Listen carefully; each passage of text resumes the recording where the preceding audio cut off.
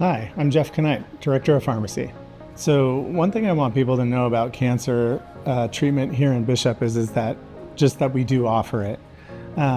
Cancer is a really hard time in people's lives, and oftentimes having to drive maybe 4 or 5 hours to a cancer treatment center down south and see your oncologist and then receive your therapy, which can be up to 3 hours of infusion at a time, only to then feel nauseous afterwards and then have to potentially either drive back or get a hotel room.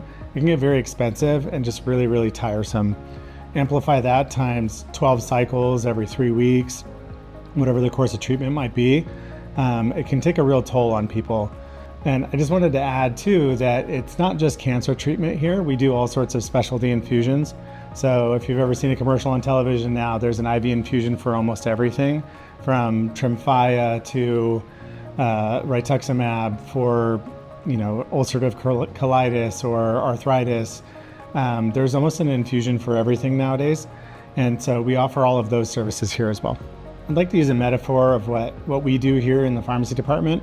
So we call it the Swiss cheese effect. And so if you put layers of Swiss cheese together that have holes in them inherently, the chances of a medication error happening are them falling through the cracks. But the more layers of Swiss cheese that you add to the equation, the tighter the holes get, because nobody's perfect and we can still make a medication error. But with the more layers of Swiss cheese, then the chances of a medication error occurring go down and down. So the pharmacy department is unseen. It's not patient facing for the most part, but there are multiple layers of Swiss cheese here that go into the Swiss cheese effect. Pharmacy department is one of them, but there's people who do pre-authorization, the registration clerks, all the way down to the finalization of the bill. So one thing that's really unique to Northern Inyo is that we are also part of this community. We exist to serve this community. And when a lot of us here grew up here, for example, I went to high school here, I went to college and got my doctorate, which took me 10 years, but I came back. My mom worked here for 35 years. I could not wait to come back to this community to help, bring what I learned in school back to this community. So one thing I really like about working here is when you see a familiar face. Now, I always make the joke that I don't like seeing my friends at work because it typically means that they're not in the best health.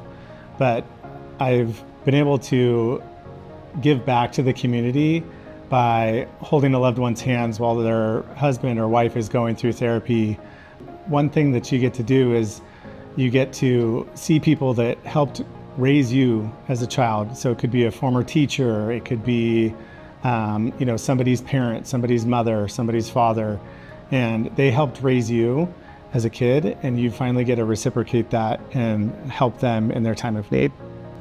We have a very small staff, but we have a very important staff. So our pharmacists are constantly looking up to make sure that the patients have the proper dose for the proper indication. So for example, if we're treating a glioblastoma versus a cervical cancer, we're making sure that that dose of Avastin is the appropriate dose.